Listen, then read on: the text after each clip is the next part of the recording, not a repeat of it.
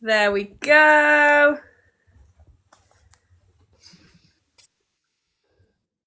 Hello. Hello. Welcome. Can you see me? You can now. And now, loving the outfit. It's so cold in my flat. It's cold. I'm freezing cold. We can't afford to turn the heating on till 7:30, so I've got like an hour and a half to wait until we have warmth, and it is. I won't swear. It's freezing. Oh, it's fine. We're all adults. Thank you for the follow, Hannah. Yeah, it is cold. In about an hour's time, you'll see me probably in a full Udi that is normally. You can't beat getting home. I've been in the library writing all day, and you just cannot beat getting home and putting on a dressing gown. It's just like then I don't. I'm not a pajamas guy. But a dressing gown is just the best feeling in the world. It's like getting a hug. Yeah, mine's my Udi. It's like 6 sizes bigger than me, but it's like the coziest, like comfiest hug you'll ever get. Is that one of Yeah. those weighted ones? No, just a standard, like cheap Primark one. Primani, I like it. I've got to do my evening routine. This is one of those ones where you do makeup, right? That's what it's about. It's about you're a makeup influencer, yeah? I wish. So I've got my what do you have to do? You have to do that with your fingernails, don't you? Yeah, I've got my I can do that. I've just had my nails done. oh, let's see. Let's see the nails. Oh, they're cute. Do you want to know a really surprising little known fact about me? Go for it. I am a fully qualified nail technician. Really? I am. That's such a I cool was fact. I was a newsreader, television newsreader in Northern Ireland, and my boyfriend at the time, who was a bit of a scallywag, was the only importer of gelish, kind of, the ones where you put them under the lamp. That's what I have. That's what you have, right? Okay, so they were fronted by Little Mix at the time, and he was the guy who brought them into Ireland. And so I had the bright idea of getting mates rates from my boyfriend, and then opening a nail salon, which I did for a year. I owned a nail salon, which sounds far more posh than it was. It was like very little rent, and it was on this kind of rough street on the outskirts of Belfast in Northern Ireland. And as part of that, I decided to train to be a nail technician myself. And I was very good at drawing little Christmas trees and skulls and pumpkins and things on nails. So I was very busy at kind of Halloween and Christmas. Someone's just said peacock nails are a necessity now. Well, actually, you can, I mean, get to go into it, if you paint the nails black and then you can cut little bits of kind of almost like, blue bottle flies, like the greeny pinky effect on blue bottles. So you can get like little strips of plastic and cut them and then put them on the black and then varnish over the top. And you actually do have like a kind of really cool peacock effect. Fact. Whoa. But it takes a Everyone long in time. the comments is so surprised that you're a qualified nail tech. Well, particularly because, and I won't do this for long because I'm actually quite embarrassed about it, but when I'm stressed and when I'm, because I used to struggle a lot with anxiety when I was, well, I kind of still do, but not to the same extent because I'm happier now. But I used to struggle a lot with anxiety, and anyway, since I was a little boy, I've bitten my nails terribly. Can you see that? That's why I have my nails done now, because that was me. Well, if I looked more like Harry Styles and I was probably 20 years younger, I would probably have mine done too. But I think maybe at my age, I probably can't quite pull off having full gel nails. And I'd nibble it off. Don't you nibble it off? No, because I have an acrylic overlay and then the gel on top, so like they're literally rock hard. So I can't remember what I hit one on the other week, and I did swear quite loud, and I was like, how did that not break? Oh, it was the radiator when I was dusting out the back of the radiator. I'd like sliced it up the radiator, and it didn't snap at all. I was out for dinner last night, and the young woman who gave me my coat back at the end was like having to kind of do it like Edward Scissorhands because her nails were so long. Oh no. She like couldn't get the coat off the hook and stuff. And I said, I tell you what, I'll do that for you. So I kind of took. I thought, we'll be here all night because her nails were getting caught in all the different bits, all the loops of the jacket. I was like, this is going to end up shredded. But yeah, I used to. One of my main things I used to be like with the the acetone? Acetone. It, Acetone. acetone. You see, a bit rusty. But I would be there with the acetone, trying to get the nails off where they'd been to another nail bar, maybe kind of a cheaper nail bar, if I may say, and they'd have just had, I don't know, horse glue and all sorts of like hard as nails glue and stuff to stick these things on. And you'd like have to use pliers to get these nails off, even with the acetone, and you'd have to kind of basically grind them all the way down. I was doing this, by the way, kind of at night after doing a full shift as a kind of reporter and newsreader. It was quite knackering, but I'd be there, kind of grinding these nails down, and the nails underneath were like kind of tissue paper. It was Oh, so painful. It was so sore because they just kept putting these awful acrylics with this glue that would then eat through the nail to the finger. I know there's a lot of talk about turkey teeth and all that kind of stuff and bum lifts and things. But in Northern Ireland at the time, the way most young women were hurting themselves and poisoning themselves was by using this awful glue on their nails. Crazy. oh, that just sounds ill. I'm so glad I have a good nail tech. Yes, find a good nail tech. Absolutely, it's one of the many ways women suffer. The men's don't generally men don't understand. That's fair. Right, I'm going to ask to start with, just for those, because we have already had a few people talk about what is the book. Talk to us about The Betrayal of Thomas True and what it is about, just to get people to read it that haven't already. What, me? Yes, Okay. you're telling us all about it. Sorry, I thought for a second then you're going to do it. All right, okay, no, okay, yes, I should do that, shouldn't I? Okay, so, by the way, where's this 6 out of 10 at the top here? Oh, it's how many people have subscribed to me, but it's like yeah. I That's not like we're not being rated like on the dreaded Goodreads. I felt like we were people giving us a rating as to how good we were, like on Goodreads, and I just couldn't handle that. It's bad enough. I haven't been on Goodreads for 2 years, for that exact reason. But does everyone use Storygraph now? Anyway, is like Goodreads out of fashion? I use both because I don't know. I think I'm quite routined as a person, so I still use Goodreads, but I prefer Storygraph because you can rate by point whatever. Because I feel like, for me, if I really enjoyed a book, but it wasn't quite 5 stars, I feel like giving it 4 is a disjustice when it could be like 4.75. It's just something's missing. Whereas like it's same with rating a book 3 stars, but actually it wasn't quite. 3 sounds bad, but it's a high 3, and I just, yeah. Or Fable's the other thing. Well, our book club is on Fable. That's the other app. Fable, yes, I've heard of Fable. I've never looked on there. They're We need good. to get that 6 out of 10 up to 10 out of 10. We need 4 people to subscribe. Anyway, I will describe my book. It is so. First of all, molly is a term that comes from the Latin mollis, meaning soft. So if anyone's heard the term mollycoddling, that comes from mums being accused of being so nice to their sons that they turn them gay. So that's mollycoddling, mollies. And mollies were gay men in the 1700s. I'd say queer men in the 1700s, queer people. We don't know, like historically, you can't go back in time and kind of ask people what their identity would be in 2025.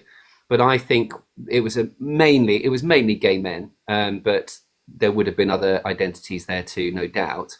Um, and Molly houses were kind of underground gay meeting spaces. They weren't clubs, they weren't prostitutes, they were everyday working men. So, your coopers, your tailors, farriers, butchers, candlestick makers would have been going to Molly houses to dance and sing, cavort, and yes, do the dirty. But actually, most of it wasn't necessarily about sex. It was about community. Anyway, the Betrayal of Thomas True is about Thomas who comes to London and he wants to discover a new life. He's escaped his oppressive parents, and he quickly finds himself in the Molly culture of 1700s London. It's based on a true story. And as part of that, he meets Gabriel, who's the Molly's stoic guard. He's like the bouncer of the Molly house. And together they realize that amongst them is a rat, a two-faced, disloyal rat amongst the Mollys, who's giving their names away to a pair of murderous justices who are coming to London to try all the Mollys, arrest them, and ultimately potentially hang them, which was the capital offence that you would get if you were found being Molly in the 1700s. So they've got to unmask the rat before it's too late. And at the same time as that, it just so happens that even though they can't admit it to each other, they're falling in love. I quite love that. We're only actually halfway through it at the moment, so we're reading it this month for book club. We read it every Wednesday, 7 till 9. So we're currently at the halfway point, and already, like I was saying earlier, like I slump about midweek if I'm normally at work, so I've got this week off. But I normally slump, but I still wanted to pick that up, so it just shows because like some of the book club books I've been like, oh no. Um, but yeah, someone's just come in saying, I hope we're talking about a book right now. I'm really pleased to hear that because actually I'm an impatient reader and sometimes I have to really force myself to read. So the distraction, kind of the magnetic pull of just scrolling through your phone or watching. At the moment, I'm rewatching Malcolm in the Middle, and I'm in love with Malcolm's mum Lois, which I was when it first came out, but now I'm like double in love with her. But the temptation to just watch Malcolm in the Middle and swoon over Lois for half an hour is so strong. Last night I had to force myself to sit down and open a book and get back into that story. And once I do, that's fine. I'm swimming and I disappear into that world. But I think it's a really good sign if people are reading my book even when they're not necessarily in a ready type of mood. And that's partly, I hope, because it was me what wrote it, and I'm quite easily distracted myself. So while I'm writing it, I'm like, well, okay, that's enough for me, so it's probably enough for the reader, and then I'll move on. Which is why the chapters are all about like a page and a half, 2 pages long. I think the longest chapter is probably 3.5 pages, because I'm like, well, I'm bored, so they must be. On we go. Yeah, I do love a book with short chapters, and it's not my usual genre either. So I'm like a crime and thriller girly, really. Yeah. So to read something so different to what I would usually read and be enjoying it is actually really nice. Nelly has asked as well on, you've obviously sort of already broached it a little bit, but what is like your writing process? So do you sit down, do you start from the beginning and literally write to the end, or do you end up chopping and changing, coming back? Well, I mean, I've only had 2 novels published so far, so I guess I'm still learning what my writing process is, and I think I'll find out with the next one. But um, with both of them, it's kind of been similar in the sense that I start out with a plan, quite a detailed plan, and then I start writing the book, and the plan kind of goes out the window quite quickly because the characters just take me in their own direction. They take me where they want to go, and I have to follow because their ideas are so much better than mine. Little burp, no one noticed. And so I think with the next one, I'm actually not going to plan quite so much. The Betrayal of Thomas True, I wrote 110,000 word manuscript, and my agent David said this needs to have more of a thriller aspect because it was almost entirely a love story, and it was much closer to the true story behind it. Um, about a guy called Gabriel Lawrence who was a milkman um, in the 1700s, and maybe we'll talk about that. Um, so then I rewrote it from scratch. They all went in the bin, and I rewrote it from scratch, and that was then 80,000 words. So no, it was 100. No, it was 140,000 words, and then that went all in the bin effectively. And then I wrote it from scratch, 80,000 words, and then my brilliant publisher, Arenda Books, said, we really love it, but could we have more of the love story? So I then tried to change it, but I realized I had to write it from scratch again, more or less. So I did. I wrote it from scratch pretty much a third time, and then it was 110,000 words. So my writing process is kind of messy, but it's necessary. It was necessary because if I hadn't have gone through that process, I wouldn't have found the characters. I wouldn't have kind of discovered the characters. It's a little bit. It's a little bit like. Do you know how famous sculptors like Michelangelo and Da Vinci and that they would if I got the right would sculpt marble? Yeah. Do you know? Go on, tell me. With Oh, as in, oh no, sorry, I've misunderstood your question. That's how I'm away with it. I am today. No, I didn't know how they would do it. I thought you meant, did you know that they did?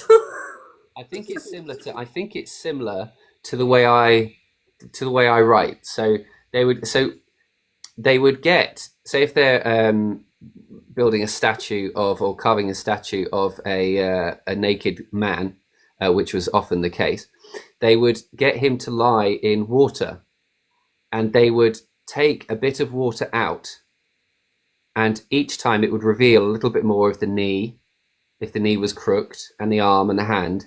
And so in the square block of stone, they would just carve what they can see above the water. And they would take a measure out of the water until they could see more and more and more of the person or the thing, the object that they were carving. Isn't that fascinating? And for me, like with writing a book, it's like adding a sliver. So each kind of half chapter or quarter chapter or chapter is like a sliver added to that statue. And only then, once you've cut it all out of the marble, do you then get a sense of what the book actually is, like what you're trying to say. And that's at a point then when you can hopefully start smoothing off the edges and kind of adding little details, eyelashes and eyebrows and veins and things like that. But you have to kind of go through a process of carving the story first to be able to realize how it's going to stand up and what shape it is. That does make sense, to be fair. On that, how long did it actually take you, including all your rewrites, to write The Betrayal of Thomas True? Oh, okay. So The Spirit Engineer came out in October 21, and then paperback 22, over October 22, by which point I'd started. So, and then it was published 24. So 2 years. Oh, wow. 2 years. So it took a lot of research. Obviously, it took a lot of research, which I loved. But I did a lot of the research while I was writing. But I was reading and researching beforehand as well, and then the writing, like I say, the first draft took about a year to write, and then having to basically trash it and say, okay, that was a year's work and it's going in the bin. It's very frightening. It's quite daunting, actually. I shed quite a lot of tears, and I got quite angry with myself at that point because I wasn't entirely sure I could. I thought, I'm not sure I can do this, to be quite honest.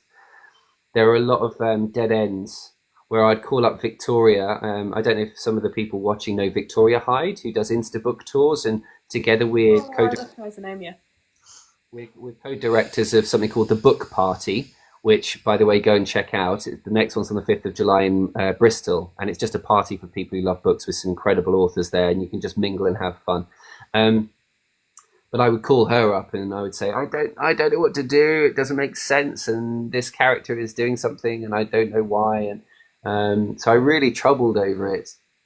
But you learn in the end to just listen to your characters and just go back a couple of chapters. And often it means you have to just ignore what you've written and go back to the last point it made sense and try a different route. So Sarah asked, and we did all have a bit of a giggle about this in the live last week, was how do you come up with some of your insults? So she's quoted a particular insult that made her laugh. I'll bet your wife knows exactly what you are. If you can't get your worm up to me, I doubt you'll do any better with her, the tufty old fish. The tufty old fish. Yeah, I think some of them were inspired by it, and some of them are literally. I'm trying to look for it now. I can't find it. Were literally taken from a book called Ned Ward's A London Spy. So Ned Ward's A London Spy is basically a tour guide that was written in the 1700s by a guy called Ned Ward, who was a tavern keeper, and he told tourists where to go for like bawdy houses and taverns and various different places for a good time. And it was filled. I read it like Christmas 2 years ago in St. Ives. I sat and read it cover to cover one Christmas and wrote down loads and loads and loads of the language and the like all the dialects and yeah, the jokes and the slag offs and all of those things. I'd write them all down, and I still have the notes somewhere. And I would just kind of then I split them all in. So some of it's on my website, ajwestauthor.com. But I have on my Google Drive all of my research for Thomas True, and there are just like hundreds of pages. So there's one page that is just insults, and one page that is terminology for body parts, including the rude parts. One page is just jobs that people had. One page is quotes of things people said. One page is just about religion. One page is just about some pulls. It's an entire book in itself, really, which is just basically a guide to the culture of the 1700s, gay and just general culture. And so while I was writing, I would just go into these documents and I'd say, what would this character be wearing? And then I'd go into the clothing section and I'd go to men's clothing and I'd go to underwear and I'd go to trousers. And I would then be able to pull out the things from my research that would fit. Do you know, I've never even thought back to that. It's the first time I've even thought back to that. That was a lot of work that when I do talks about it, I don't really give myself credit for how much work that must have been. When you're enjoying something, I suppose you don't really think about it. Well, yeah, I suppose the more you love something, the less work it seems. Obviously, it's not any less work, but but yeah, that had us giggling in the live last week. I didn't read the book last week, so I had an arc that was due, but then I read it at the weekend and I just laughed knowing that they'd all gone, oh, well, that was hilarious. And then I was like, oh, now I know what they're talking about. Yeah, some of the insults were great fun, and some of the dialogue particularly. I loved writing the Squinks, the two candle makers who are always at each other's heads, aren't they? And Nellie Fump is quite funny. Nellie comes out with a few good jokes here and there. I liked. There's one I know that's kind of subtle, I suppose, but it's because of a lot of my friends who do drag and stuff, like old-fashioned drag and pantomime and things. And there's a nice bit where Gabriel is basically scratching his bum on a post, and Nellie Fump walks up and says, "Something in your eye, dear." It's like, I wrote that. I remember thinking that was kind of something one of my friends would say, one of my older gay friends. I love that. So you've actually already kind of answered this question, but someone did ask, will you be writing any more, particularly historical fiction LGBT books?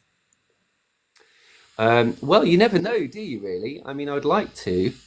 I wonder what people, well, I know a lot of people watching haven't finished the book yet, but I wonder what people think about whether or not there should be another Molly's book, whether it should be part of a series or whether it should just be a standalone. Because that's a question that I'm kind of asking myself today, actually. Earlier today, I was walking around the park, talking again to Victoria, whose name comes up often when I'm talking about my writing, because she's, my best mate and really a huge support for me. Without her, I just wouldn't be an author. And I was talking to her as to whether there could be a sequel.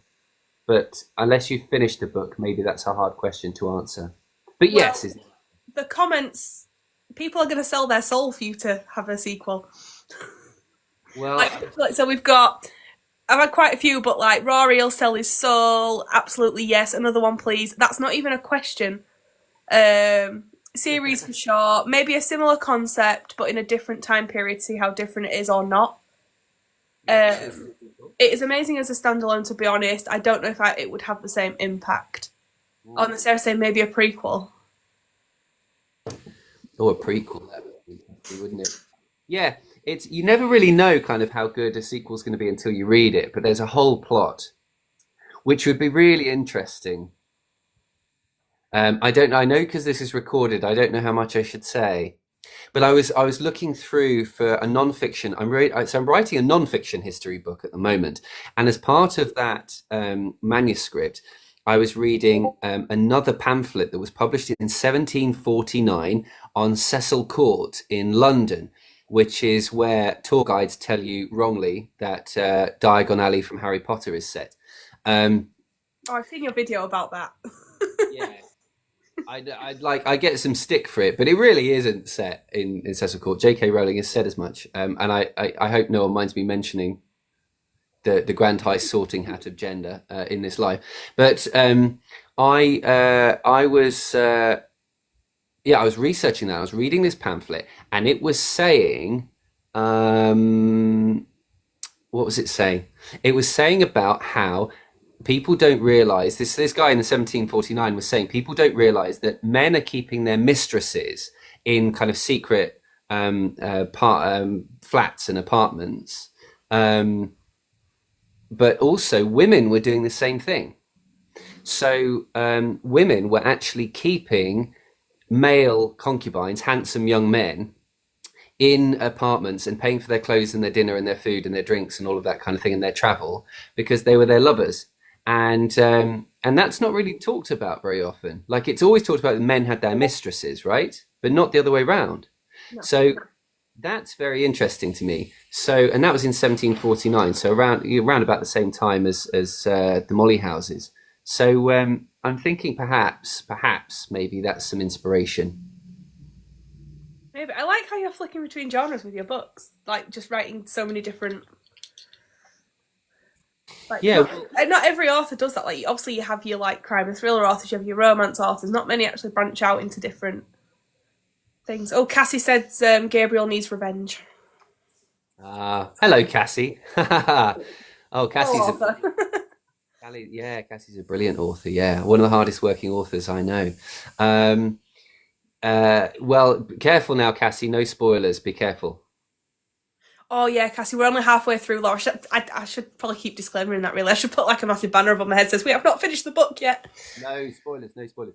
Um, yes. So the non-fiction book I'm writing is about the history of queer bookshops.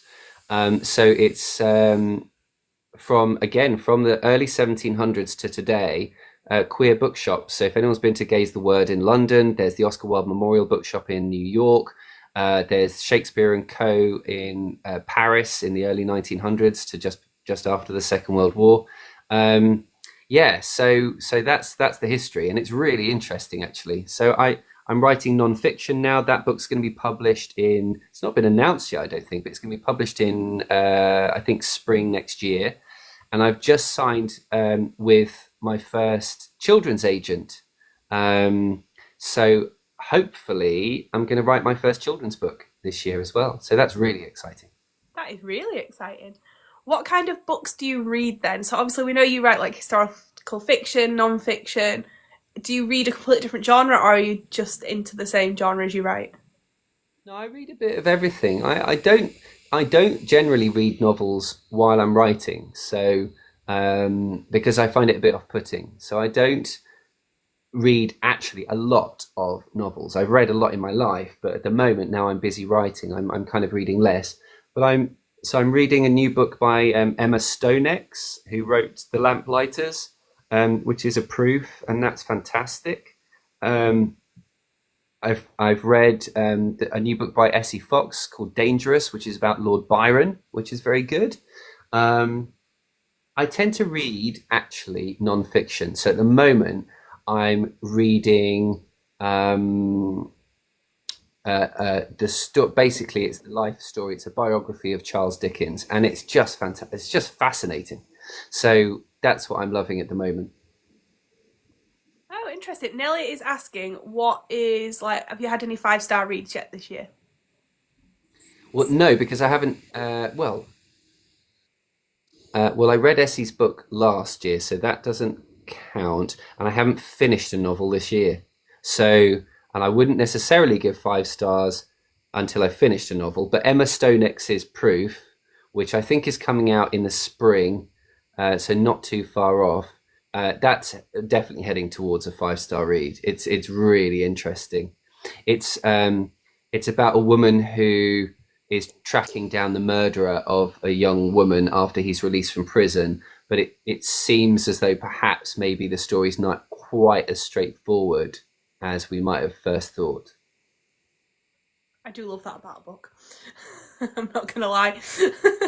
Well, yeah, exactly. If everything, some people write the obvious really, really well, but I do like a bit of a twist. So there's two biggest shocking moments for me as a reader. The first, uh, the first was, well, I think Sarah Waters. Have you read Sarah Waters? I haven't personally. I don't know if anyone in the comments has. Okay, well, you folks, you need to read Sarah Waters. She's not published a book now for a while, but she is the absolute queen of the twist. Genuinely incredible. Like that, no one writes a twist like Sarah Waters. Um, my favorite Sarah Waters personally is Affinity, but there's Little Stranger, and if someone's read it, there's one which is actually the one I always forget the title of, and it's the one with the biggest twist of all. And the other thing that shocked me most was when I was at university and I first read Thomas Hardy, Jude the Obscure, and that's a real classic. But I mean, I can spoil that because I assume that most people, Little Strangers on Your TBR, Nick, very good. Um, yeah, can I? I don't know if I should do a spoiler really for Jude the Obscure, but it's a it's like 200 years old, so maybe it doesn't matter. But basically, Jude, the title character, we follow him from boyhood into adulthood, and he has various difficult relationship issues and things. He gets married to the wrong woman, and various things go on. And then something happens kind of about three-quarters of the way through that is just the most shocking thing I've ever read in a book in my life. And it's just, I just wept and wept and wept. And I couldn't, for like 3 days, I was just kind of unable to think about anything else. And I remember thinking, if I can do what Thomas Hardy did in Jude the Obscure one day, or even a bit of that, then my life will be complete. I don't think I've necessarily managed it quite yet, but a lot of people who have read Thomas have talked about having a very, very strong physical kind of emotional response. Oh, I quite like this question. Do you see a screen adaptation of Thomas True, a BBC period drama miniseries, or something like that? Um, well, I would love one. I mean, it would be great. It would be an honor. And also, if your books are turned into films or TV programs as an author, you kind of instantly get kind of promoted into the higher league of authordom. You're like you're on the top of the mountain then looking down. So it would be amazing. Unfortunately for me, I write rich, complex, big, multicolored historical dramas, and they are the most expensive things to make. So, whereas it's easier for Netflix to say, we'll turn this contemporary crime novel set in Birmingham into a series, um, uh, that's a lot cheaper. Whereas with mine, they would have to do a load of green screening, costumes, hair design, special effects. They'd have to build sets, massive sets, all the makeup and all that kind of stuff. It would cost an absolute fortune. My first novel was optioned for screen, which doesn't necessarily mean it's going to be made, but it means a production company is interested in the potential of making it and they want the rights. Um, so that was optioned, and I think there was some like crazy estimate that they were looking at. It was like 20 million an episode or something that they needed funding to make it, Wow. and that is actually set in 1900s Belfast, so that wouldn't actually be anywhere near as expensive as making Thomas True. So if they were going to make it, they would basically need one of the biggest stars in the world to personally want to make it. That's probably how it would end up happening. Or one of the biggest directors in the world saying, "This is what I'm going to make next." Like if what's his face from if Baz Luhrmann Moulin Rouge said, "Okay, this is my next movie," he would be able to get 500 million or whatever to make it. But other than that, it would be a yeah. You never know, though, do you? You never know. Well, you never know. The rate that they're producing things these days, that it could still happen. It could still happen. It would be a dream come true for me. Like I say, I mean, I honestly, I'm a crier by nature. I cry at very little, very easily, and I can't imagine what it would be like to sit and watch my book brought to life on screen. Even if I didn't think it was brought to life very well, it wouldn't matter. I would still be just blown away. I would cry. I would just cry and cry and cry all the way through. You wouldn't be able to hear the film or the TV show for my sobbing. I'd have to leave. Do you have any actors in mind should it ever get brought to the TV, particularly for Thomas and Gabriel? Do I? And I always get asked that question. I know my answer's really kind of probably quite disappointing. I've had people say Timothy Chalamet for Thomas. It's I didn't imagine Timothy Chalamet for Thomas, to be quite honest. Um, but I wouldn't say no, obviously.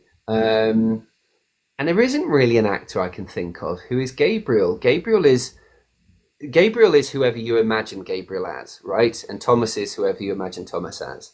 So um, they're yours. It's not for me to tell you what they look like, but in my imagination, they don't look like anyone famous. A few people actually have said for Gabriel, the very handsome guy who played Superman. What's his name? It wouldn't be Thomas Hardy by any chance, would it? I have no clue on things like that. Tom Hardy for Gabriel. He could. Oh, Henry Cavill. Henry Cavill. That's it. He's far too good looking. I mean, maybe he could. Maybe with makeup. I don't know. But the point about Gabriel is he's not kind of classically handsome. He's not obviously handsome. He's like a lot of the guys that I found handsome in the past. He's kind of big and brutish and strong, but he's got a softness to him. And he's not necessarily the guy who takes the best picture on his Tinder profile, but he's the guy when you meet, you're just kind of impressed by the power of him, not just the physical power, but the power of his personality and the intensity of him, and that's attractive, and that he doesn't see that beauty, but Thomas does. And just as Thomas sees Gabriel's beauty, Thomas doesn't see his own beauty. Thomas sees himself as very skinny and weak, whereas Gabriel sees him as this beautiful, athletic, very pretty individual, And that's, I think, something I wanted to write into the book, was the way we see beauty in other people that they don't see themselves. When we look in the mirror, we see all of the things we don't like, whereas we have no idea. Wouldn't it be amazing if someone invented a pair of glasses and you could see yourself the way people who love you see you? Not the way people who don't like you see you, they can get, but the people who love you, to see yourself the way they see you. That would be an adventure. That would be an invention I would definitely donate to. I feel like that would actually make a really good book as well, to be fair. Because obviously, I read a lot of fiction, and I just think that kind of, the likelihood of that ever happening, so just to put it in something completely fictional and just, I don't know, Yes. be like... I feel that now. Maybe that's my first. Michel Faber's another brilliant author, and he writes some historical fiction. He also writes kind of dystopian, kind of modern contemporary fiction. He writes in all sorts of different genres. That sounds to me like the kind of thing he might write, or a Black Mirror episode. Maybe I should write that. That could be my first contemporary book. There you go. You're giving yourself an idea without even realising it. I know, but someone's going to nick it now. So I'm just reading through some of the comments. Rory is asking, is Mother Claps based on a real place? Yes. So Mother Clap's Molly House was a real place. It was owned by a woman named Margaret Clapp. That was her real name. Nominative determinism going on there, which means that your name dictates what you later become. Yes, she was the wife of a tavern keeper in the early 1700s, in the 1720s, and she set up Mother Clap's Molly House. It was only open for a short while, really, but there was this explosion of molly houses. There were some 40 plus molly houses in London with a population of only around 500,000. They were places, I've described them, where gay men would go and meet, and there'd be safe spaces, and queer men, but I think they'd call themselves mollies. And it was raided in 1724. I'm thinking, gosh, it's been a while since I've done this talk. 1724, I think, by the Society for the Reformation of Manners, which was a group of kind of self-appointed moralistic vigilantes, and they went into lots of molly houses, but particularly Mother Clap's, and carried out a raid and arrested around 50 men. And of those men, some were transported, some were imprisoned, some were fined, some were let free, and sadly, some were executed. And one of the ones executed was a man called Thomas, and one of them executed was called Gabriel. This is not necessarily a spoiler, by the way, because my story... Is that like a... My story is my telling of the story. It's a fictional tale based on the historical fact, but it's my telling of the story. So, what happened in reality isn't necessarily what happens in my book. But the reason that the Society for the Reformation of Manners knew about Mother Clapp's Molly House is because the Mollies, a couple of the Mollies, had been turned traitor and had been blackmailed and bribed to tell the constables where the Molly houses were. So that's the truth that lies within Thomas True. That actually that really did happen. That there was a rat, and they did get people in trouble. Wow. Nick has asked, do you have any advice for aspiring writers? Um, yeah, I mean it. There are so many different ways to be a writer now. So obviously there's the self-published, and there's the traditionally published, and there's fan fiction and original kind of fiction and fantasy and historical and crime. It's difficult to give kind of one bit of advice. I think all I would say is, if you're truly a novelist, then you will write novels in at the right time. People are often quite hard on themselves, saying, "Oh, I still haven't written it," or "I must get round to it." Well, life gets in the way, and I didn't really start writing till I was, I suppose, in my mid-30s, fully, and that was after I did Big Brother in 2016. Up until that point, I had been writing for pleasure, so I'd been writing my own stories. Um, for in my own time, but never expecting them to be published. And it was only when I left the BBC, and then, as I say, ended up on reality TV, and then came out the other side of that, was kind of spat out and didn't really have anything. Um, that's when I thought, well, I've got nothing to lose now, and I've got a lot of time. I was kind of homeless and jobless and struggling financially, but I needed to have something to kind of get my sanity back and piece myself back together. And the writing gave me that. So I suppose what I'm saying is, don't be hard on yourself if you're not writing. It might just not be the right time. You might not have found the right story. But if you're a novelist, you will write that book. I know we've got a few people in the comments that are either like writing books or just writing because they want to be a writer. Nat's just said, you remind me so much of Simon Pegg. I get Simon Pegg relatively often. I'm not saying this because I agree with it, by the way, but I also get Andrew Scott relatively often. I had a woman on the tube yesterday ask me whether I was Andrew Scott, which in this light perhaps isn't obvious, but in certain lights perhaps. But I think he's kind of better looking. But anyway, I'll take it. And I used to get, when I was maybe a little bit heavier in the face, I used to get Danny Dyer as well. So I obviously have a face that looks like lots of different people.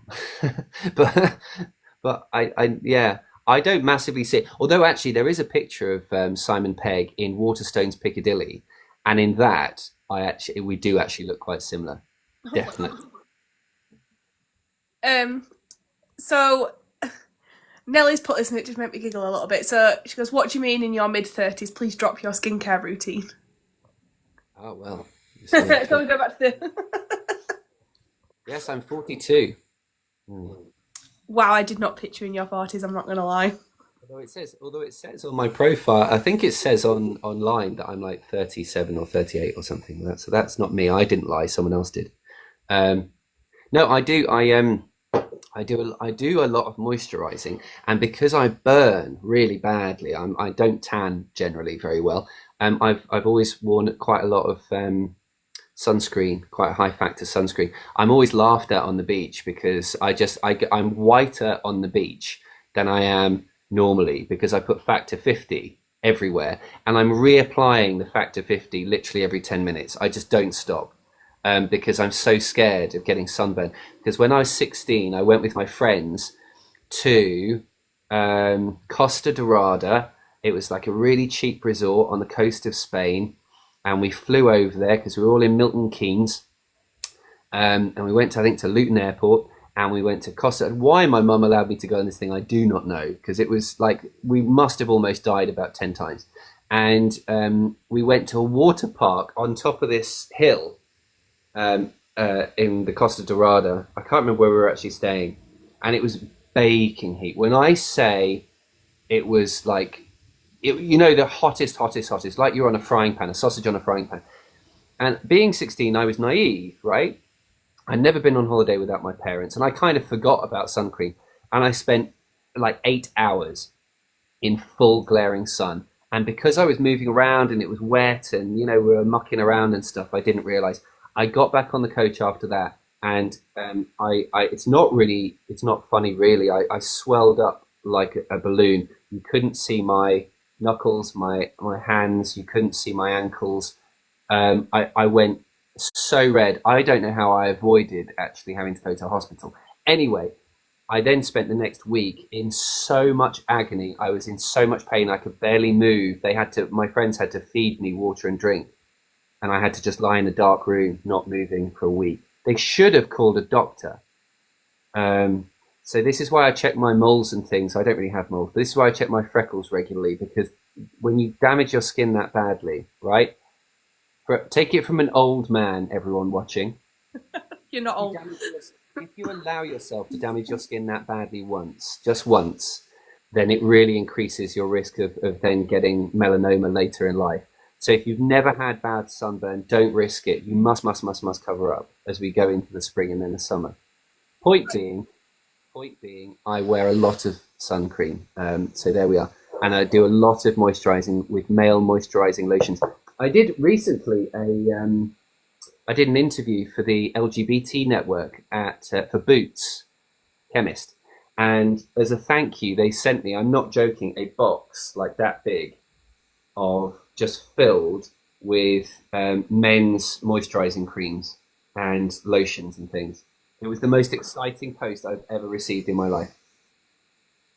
Yeah, I can only laugh at your sunburn experience because I am exactly the same. I can burn in about 18 degrees in England, so it doesn't take a lot for me to burn. You've got to be so careful.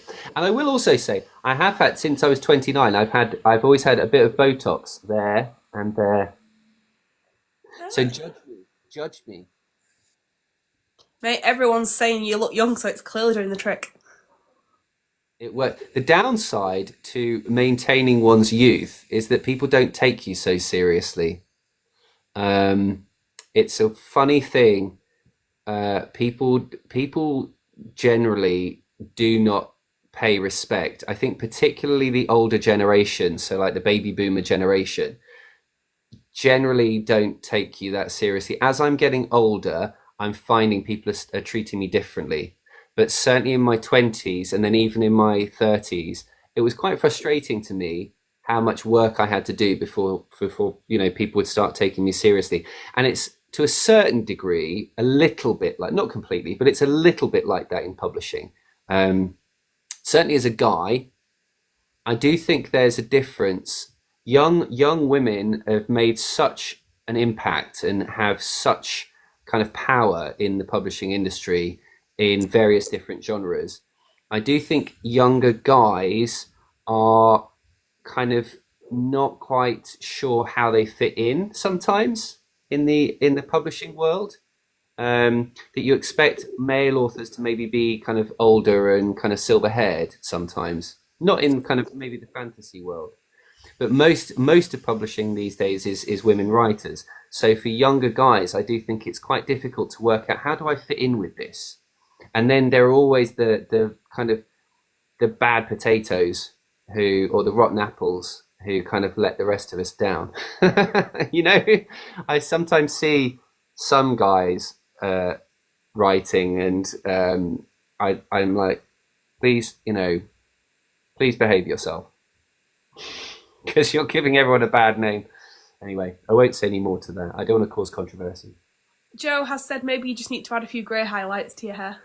I don't need highlights. I have greys. I was for a period colouring my hair, but then I stopped. I thought this is. I only did it for a couple of months, and one time it went so dark. I looked absolutely ridiculous. So I've decided to stop. So probably in 2 years' time I will be grey. There we are, and everyone will start taking me seriously. That's it then. That'll be your break. Yes, that's it. Then I'll outsell uh, Sarah J. Maas. Is she the biggest now? No, not really. Is she? Who writes Iron Flame? Rebecca Yarros. So probably Rebecca Yarros. Is it on in the TikTok world? She'd be the biggest author in the world. Do you think? I don't know. I feel like Sarah J. Maas as well. Like, I think because Onyx Storm has just released, Rebecca Yarros is like the most talked about author. But actually, in reality, when you look at how much Sarah J. Maas has released, I mean, I've only read Akatar, and I'll never pick up another book by Sarah J. Maas. It's not my vibe. But like, just to see, I think if another Akatar book came out, the whole world would go just as mad. People Yeah, can definitely argue with me on that one in the comments, but I feel like she's just released so many books now, hasn't she? That yeah. It's incredible to watch. Like those books are just everywhere, and even people who are saying, "I don't even like these books, but I have to read them because otherwise, I'm not up with the latest thing." Right? If you get to a point where people are reading your book and not liking it, but still reading it because they have to read it, then I think you've kind of really hit the big time. Whereas I think I'm probably destined to be. My books aren't. I'm honest enough, to say, Katie, my books aren't accessible for absolutely everyone. The writing is kind of slightly heavier, slightly denser, I think, than a lot of modern books. Do you know what I mean by that? It's slightly more old fashioned because I yeah, want it. yeah, but I don't Yeah. feel like your book would be hitting right if it wasn't because it is a historical fiction, and I feel like that's what makes it enjoyable because it is like a learning curve as well while you're reading it. I know it's not fully like to the true story, but it is still learning about things that obviously were long before our time, and like things are a lot more accepted now than obviously back then. Like literally, it was an absolute no go. And it's just really interesting to read how things like that happened, like in the 1700s.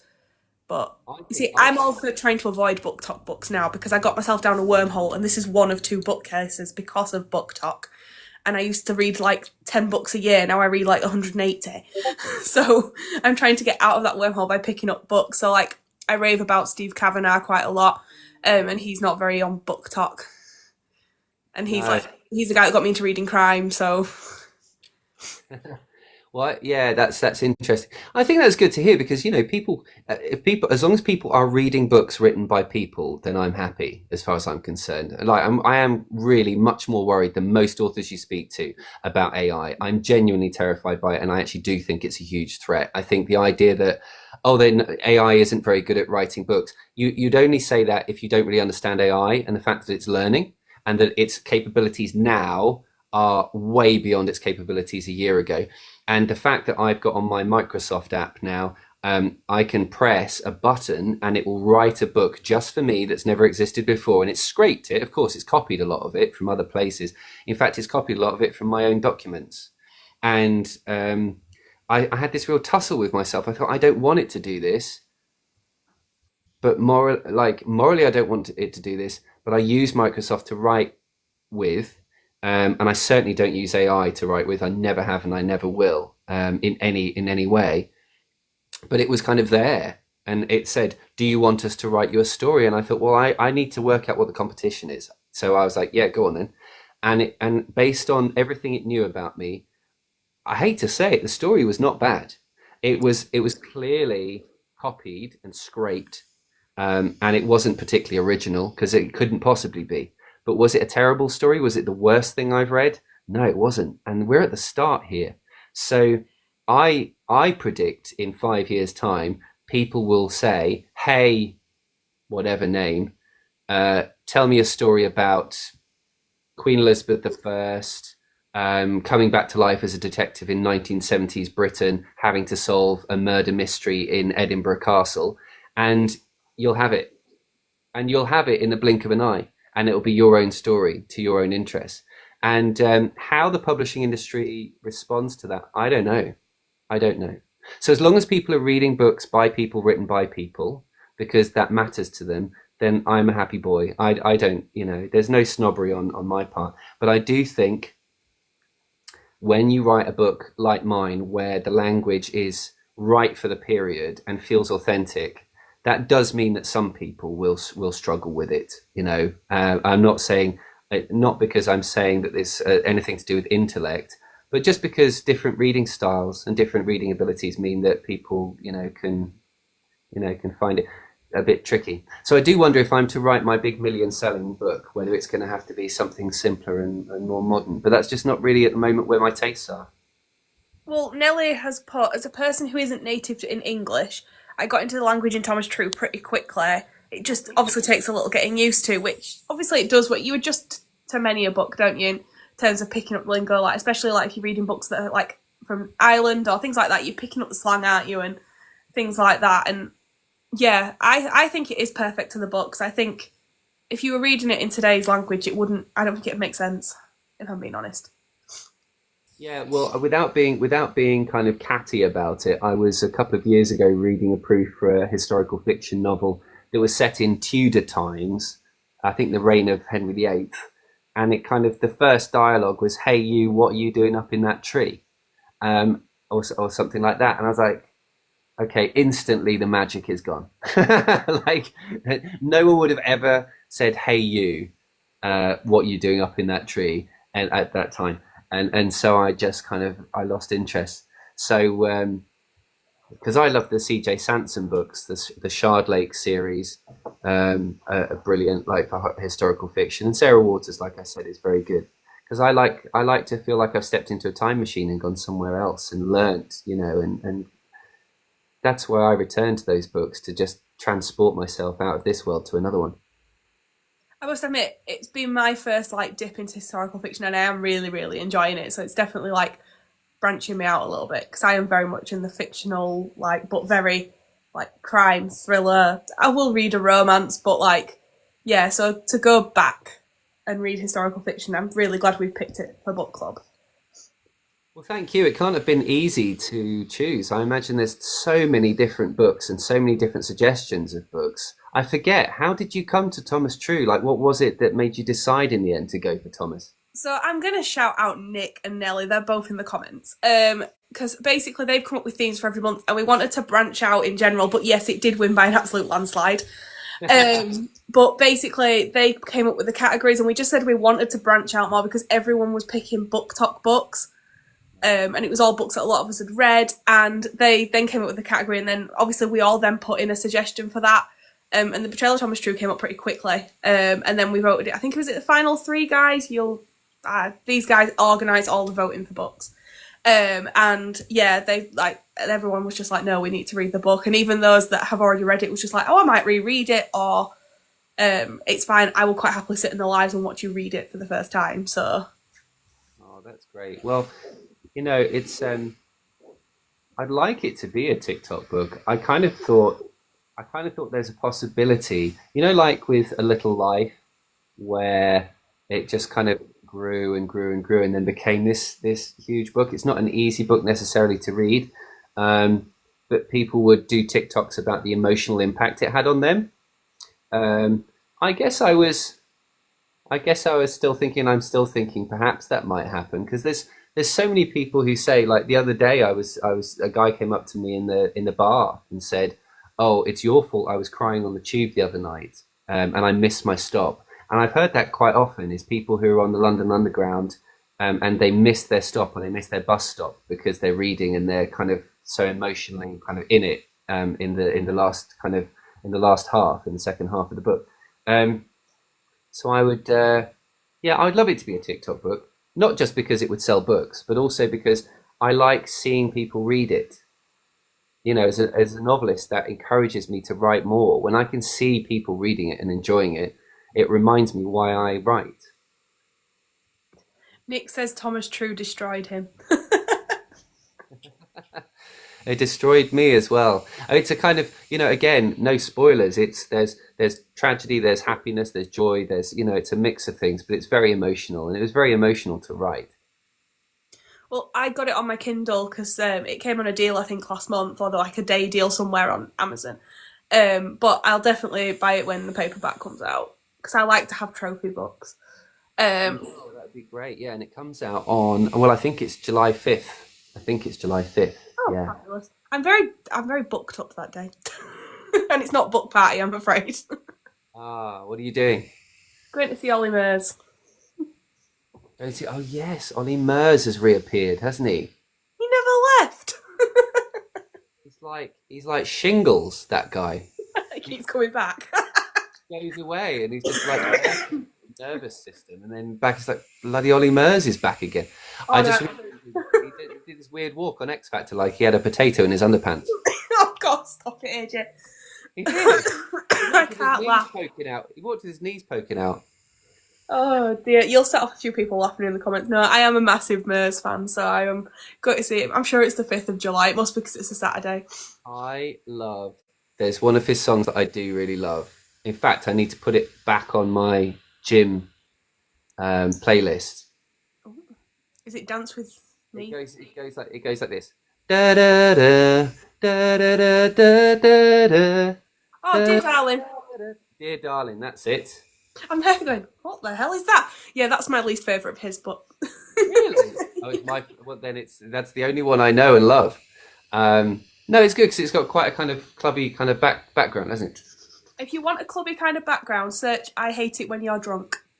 I hate it when you're drunk. Okay, and that's Ollie Murs. That's all he knows. It was his latest album. He did like a bit of a Marry Me one because he got married, didn't he? Was it last year now? Was it the year before? Might be 2 years ago now. So he did a tour the year he got married. Well, I'm sorry you're not coming to the book party, but there may be another opportunity this year to do so. Wink, wink. But the summer book party is in Bristol on July 5th, and I've already seen that some people watching are going to be there. We've just hit 350 tickets. Wow. So we're well on course to be hitting 500. So it's going to be big, and we've got some amazing, really kind of exciting authors there from all different genres. It's not just one genre. It's like crime, it's history, it's fantasy, historical. Yeah, it's all a romance. So it's lots and lots of different authors from all different. But the most important thing, as I keep reminding authors, actually, is that the book party isn't about authors. It's about the community. So it's for readers and writers. It's not like a festival where the authors sit up on a stage and then go and sit behind a desk and have to queue up. The authors and the readers are all just together, mingling, having drinks, talking, chatting, dancing. So it gets rid of the hierarchy. And our thing is, at the book party, everyone's a special guest. Everyone is a special guest. Whether you are, you've just joined Instagram and you've got one follower, but you love books, or whether you're an international #1 best-selling author, everyone is treated the same. I think, well, Nick says you need to go down south, but I say you need to come to Yorkshire. Well, Bristol is south. Oh, there you go, Nick, that's you sorted. But Yorkshire for me, please, thank you. On July 5th is south, and maybe not far enough south for Nick. Yeah, who's Bristol? Let's see, Nick's getting it now. Scotland would be great. Maybe the second book party this year. Victoria has not given me permission to talk about it too much, but we're looking at different places that might be. But don't forget, people, we were in Birmingham last year. We were in Blackpool the summer before last.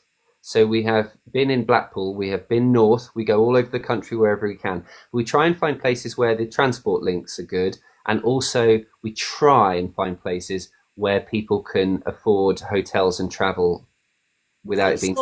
Come slum it in Yorkshire. Well, we'd love to come to Leeds. We looked into Bradford. We've looked into various places, but you've got to have a venue that's big enough. You've got to have a venue that's available. Don't do Bradford. Don't do Bradford. Well, yeah. Well, I don't mind saying to you, we reached out to, because it's City of Culture, we thought, well, maybe they would want, 500 to 700 readers and writers in their city for City of Culture. It would seem they're not particularly interested, which frankly is. I'm not from Bradford. I'm not giving away my location. I don't share where I'm actually from on here, but I know Bradford and I just wouldn't recommend it. Well, they do have a very good Waterstones, though. I will say that. And I want my other half to take me to it, but it would be a flying visit. Well, anyway, point being, we move around the country and we're looking for locations. But sooner rather than later, we need to. I saw someone else saying Belfast earlier, and I've spent 5 years living in Belfast and adore Belfast.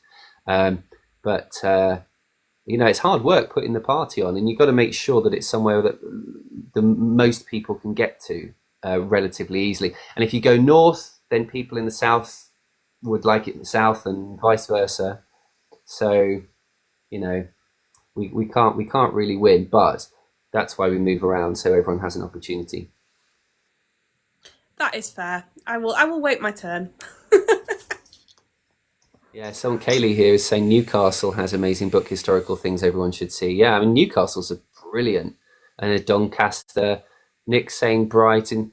I mean Brighton is great. I suppose there are cheaper places to stay in Brighton, but the people who are kind of up in Yorkshire, for instance, are unlikely necessarily, I think, to come all the way down to Brighton. I would imagine. Newcastle, yeah, we've got Newcastle, Belfast, Lincolnshire, cheap as chips. I love Lincolnshire. Um, And the thing is, of course, the obvious place to have it, where you have massive venues and loads and loads and loads of transport links, is London. But as soon as you do something in London, of course, everyone says, "Oh, it's London. Everything's in London." Never, no one ever does anything outside London, That which and is I kind travel to London. It's expensive.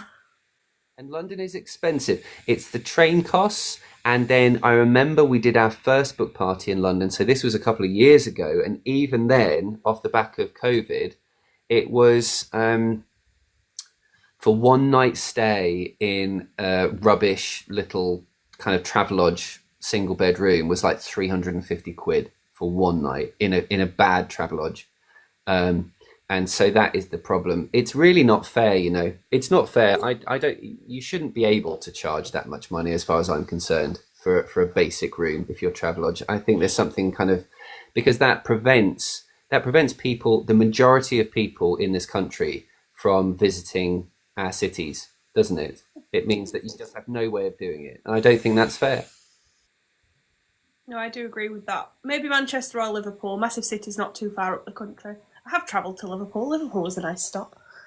Someone did say Wakefield, which is West Yorkshire, and I don't know if they've got a big enough venue though, like they said. But yeah, we are going to continue reading your book now. Ah, good. Where are So you up? we are up to chapter 38. It's about the halfway point. Let me have a look. 38. Where are we? Chapter Oh, 20. wrong book. That's because I'm reading. I've got three books on the go. Are you reading three books at once? Yeah. Oh dear. No, Thomas deserves full attention, Katie, I'm afraid. Oh, don't worry. He gets full attention on a Wednesday. Can't expect that. Although I have had my audiobook on this morning, but they're three very different genres, though. 38. What's happening in 38? Right, it's quite. Yes, we've read to the end of 37. Oh, Nick says, can we finish with a little extract? Oh, well, I could. I don't know what happens in 38. I could read a bit of chapter 38 if you wanted. Guys, should we go for a bit of 38 before we start sprinting? My internet age. Oh, we've got a yes. Oh, absolutely. Go ahead. Let me just die a little inside first. Thank you for the rose, Sarah. Gabriel made his way along Hart Row Street, the menacing towers of Newgate staring down at him as though death had been baked into every brick. At the southernmost end of Jackanapes Road, the tightly packed houses burst open, revealing the splendour of St Paul's Cathedral towering above him. With all the scaffolding down, the great lump of Portland stone looked very grand indeed. "Pa," said Gabriel, taking it all in, "we finished the job. You'd be proud." He looked across the courtyard, shading his eyes as he searched for Mr. True, and felt giddy. There was a lump in his throat, and his new waistcoat seemed to crush his chest. He rubbed his neck, missing the weight of his locket, and wiped his clammy hands on his breeches. He would question the young man to test his story. He would not look foolish. He would control himself. The churchyard was dozing in dappled sunlight, street sellers hiding in the shade of their stalls, while visitors mingled, lifting their sunburned noses to gape at the majesty of the new church. Gabriel stopped beside the west gate, admiring the stonecutters who were still working on one of the statues on the roof. "Aren't they brave?" came a voice at his side. Mr. True was dressed in a smart green coat and cream breeches, a compact peruke fixed neatly on his head. "Good day to you, carpenter. How goes it?" Gabriel grunted, watching the artisans swinging their ropes about the soaring stones. "Knock it off. This place is too busy to talk. This way." He made his way towards the cathedral steps, ascending to the great doors. Inside, the air turned chalky and cool. Thomas shook his head in wonder. "I've never seen anything like it.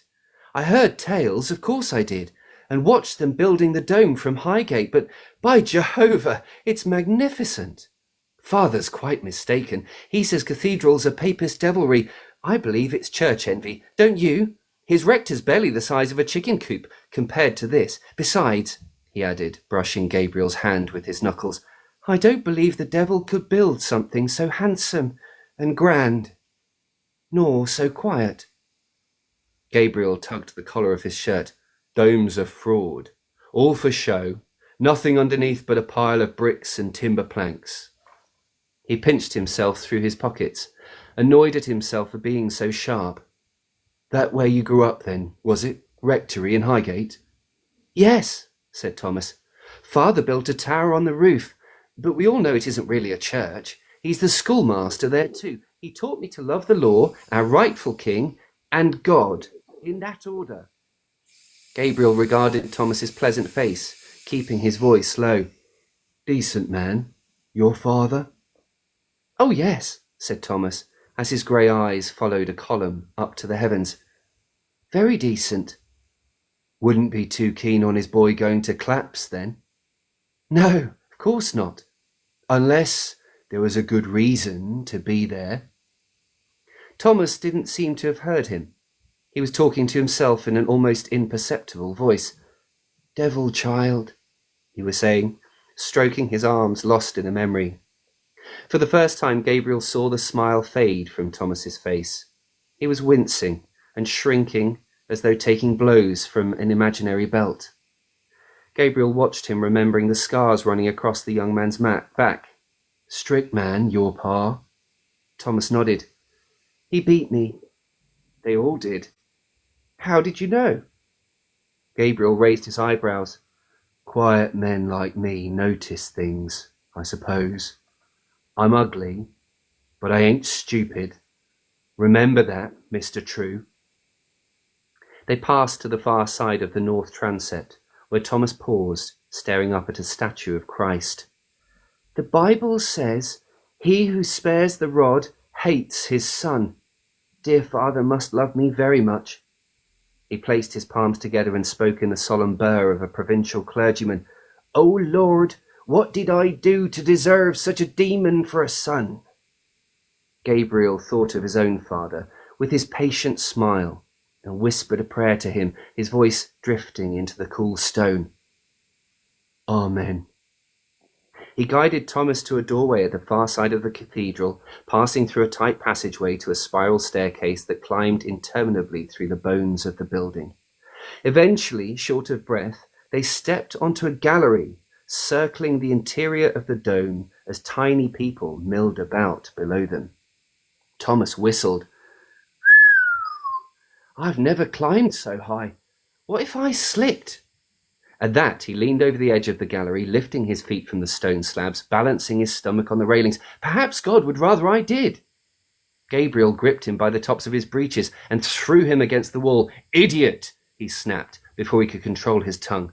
Suddenly, all the worry and sadness and frustration he'd been storing up for so long blew out of him. "Must you act like the fool, like the rest of them young mollies, larking about with no clothes on, dancing and arguing at Claps, jumping into other people's boats, caterwauling about in public dressed in gowns? Or is there a serious man hidden somewhere inside that addled brain of yours?" Gabriel could not stop himself from saying it out loud. "Or are you the rat?" Is that what it is? Thomas shook his head, his eyes brimming. You think it too? His chin puckered. I thought you wanted to spend some time together as friends. He pushed Gabriel away and righted his peruke. I don't know anything about your rat. How could I? Nobody talks to me, only my pathetic spinster of a cousin. I have no friends and nobody trusts me. All I know is that some traitor has sent 3 men to hell.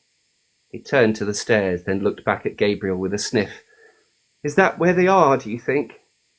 In hell? I mean, do you think we will burn for being Mollies? Gabriel shushed him as a lady stepped through the doorway in a curled wig and frilly cap. She stared at them over a long, pointed nose before bustling away. Gabriel moved Thomas further around the gallery. Might as well stick your head in a noose talking like that with people around. He rubbed his eyes, thinking of Thump's suggestion that they work as accomplices. You're a good man, Mr. True, I believe that. But I can't trust you to help me find the rat. It ain't no use. Thomas's eyes grew wide. Is that why you asked me here, then? You can trust me with anything, Mr. Griffin. I have never once told a lie. Gabriel huffed and checked the gallery. There were various people now, standing at the far side of the circular walkway, some of them pointing down at the people below their feet, others staring, goggle-eyed, at the oculus above their heads. He took a deep breath, rubbing the bridge of his nose. Thump was right, though. He desperately needed help. And who else could he turn to? Shall I carry on? Or is this... It's up to you. I think everyone's actually in awe a little bit of listening to you read. Only 2 pages. He leaned on the balustrade, speaking in a low whisper. This false Molly, working for the society, passing our names to a pair of murderous justices. From what I know, he was at Mother Clapp's the night you arrived, and at Miss Muff's when you went caterwauling through London. Gabriel read Thomas's eyes. I ask you one last time. Is it you? How can it have been, said Thomas. I've not even had my birthing yet. He blushed. Or my marrying. I hardly know anyone in London. I will, just as I thought. Has to be one of you, though. Damn Martin for running away before telling me. You've met 'em all. Lavender, the Duchess, Sweet, Jackie, Thump, Vivian. They're all true Mollies. I've seen them sporting together. Men go a long way for the right money. Any of them might have been bribed or blackmailed. Thomas thought hard, a crease running across his brow. Then whichever one of them it is, we'll unmask him together. We have to. Gabriel felt his temper soften, relieved to see the young man's sincerity. Aye. Thomas drew closer. The Duchess left us on Fenchurch Street after Muffs, didn't she? Snuck away before we were attacked, which seemed odd to me at the time. Still, she has family, and Lavender can be heartless, but I believe she loves the Duchess. Gabriel looked out across the nave. Aye, she does. Thomas's nose wrinkled. And why would Lavender put herself in such danger anyway? She was genuinely terrified when the men came for us with those clubs. Little Daisy is dead, of course. I shall never forget her screaming. He moved his hand over the balustrade and touched Gabriel's wrist. I've had nightmares every night since then. I can't walk in the dark anymore, and there's no one to talk to about it. He sighed. What about Sweet Jackie? Aye, there's always Huffins. I don't think she's evil. She returned my purse. Bet she stole it first. Well, that's even more honest, wouldn't you say? She was confident, mind you, dancing through the city as though she hadn't a thing to fear. The rest of us were scared, even though we pretended not to be, but not Jackie. It was like she knew something we didn't. Jack's always been reckless. If he's not at Claps, he's waving his cudgel about on Sodomite's Walk. We'll have to make a plan to interrogate him, Mr. Griffin. Where is it you live? Gabriel turned his face, remembering his trap. Mr. True had given him the perfect opportunity to add another vital piece. Have to leave my lodgings in a few weeks. Where will you go? Just out there in the churchyard, I reckon. Gabriel kept his voice light, careful to make sure Thomas was listening. There's an empty store by the railings on the south gate where the old chapter house used to be. Got some old barrels of gunpowder in there from the demolition. Nobody checks it no more. Thomas looked up at Gabriel, his grey eyes shining. I think it's sad for you to sleep alone like that. Do you not have a wife to look after you? He bit his lip, fiddling with his cups. Or a companion? Had a wife, once. Suddenly, Thomas gave a grunt, his face shooting upwards. For a moment, Gabriel thought he was climbing over the edge of the walkway, but then he saw a dark shape rushing behind their backs, and before he could move, Thomas gave a startled scream and flew over the railing head first. Gabriel shot his hand out just in time, clutching Thomas's fingers, and the young man dangled 100 feet above the distant tiles. Help me! Cried Thomas, struggling to hold on as the sleeve of his coat ripped at the shoulder. Gabriel was just in time to see a cloak disappearing through the doorway to the gallery stairs. With a heave, he pulled Thomas to safety, then ran to the door, but it was too late. My God, said Thomas shakily when Gabriel returned. That was him, wasn't it? That was the rat. Aye. Gabriel tentatively wrapped his arm around Thomas's shoulders, and the young man clung to him, burying his head in his chest as his heart pounded. People stepped around them, muttering to each other about public decency, but Gabriel didn't care. If the rat was down there, scurrying back to his lair with his latest plan foiled, he could not be with him on the gallery, quivering like a startled chick in his arms. Beyond any doubt, Thomas True was innocent. There we You should totally do the audiobook. That's one of the longest chapters in the book. I started thinking it would be a couple of pages, and there we are. So thank you for bearing with me. But once I started, I found I couldn't stop. It's lovely to read it back, and it's lovely to know that people are reading it kind of with me. And I love that scene. I tell you what, for people who haven't read the book yet, and those who have will know, that's a really important chapter. So it's a really, really good one for me to have read you. While you were reading, I was sort of trying to keep track of some of the comments, and a lot of people going, "Oh, it's a really good chapter to read." So good. Well, I'm pleased. It's a fun chapter. There's a lot in there because Gabriel and Thomas are kind of learning about each other and getting to know each other, but at the same time, they're also they also kind of have their closest encounter with the rat, and so that's it. It's interesting, but when you finish the book, you'll understand. we will get back to you. Please do. Please, if you don't follow me already, do. I spend most of my time on social media on Instagram, I have to say. So if people want to send me a direct message, do tag me in posts. Word of mouth is really all I've got to get that book out there. So please help me by telling people about it and sharing it, because it makes a huge difference to me and it allows me to keep writing. Oh, we absolutely will. I use Cassie as a good example. I know she was in earlier, that her book, because of us guys on Book Talk just constantly talking about it, has really got it out there. So hopefully we can do the same for you as well. And I think when the paperback comes out as well, because I personally don't buy hardbacks, so when the paperback comes out, I think it'll just go even quicker, to be honest. Oh, well, do you know, with The Spirit Engineer, the paperback did sell well, but actually the hardback sold more because everyone wanted the lovely kind of, all that kind of stuff. But it would be amazing if the hardback really got out there and really got an audience for this story, because I think what my one final thought is, aside from me and the fact that I can't afford to put the heating on, which is coming on, I think, in 4 minutes' time. I do think right now, with things that are happening in the world, if you believe in diversity and you believe that people should have the freedom to be who they are, not who someone tells them to be, and you believe that at the moment we need to stand together, #always together, then now is the time for people to read Thomas True, because it is based on the horrors of the past, and I'm really worried that we're going back to them. So I hope it does well in paperback in the UK and far beyond. Well, we'll do our best. We do like to influence on book talk.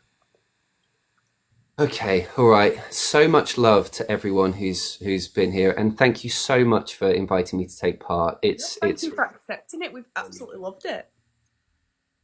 all right. Well, I suppose I'll leave you in peace now. See what happens next.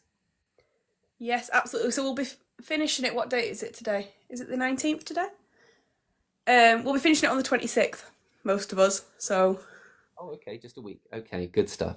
Well, like I say, let me know. Unless you didn't like it, in which case don't. Oh, and one last bit of advice. Um, do not rush. Do not rush. Talking to you, everyone. The ending. Okay, do not rush the ending. Take your time with it. Read it properly. we won't. I see some extra sprints coming on the final day then. But thank you Well, so, so much for joining us. I really do appreciate you doing it. my absolute pleasure. And all the best to you. Keep in touch.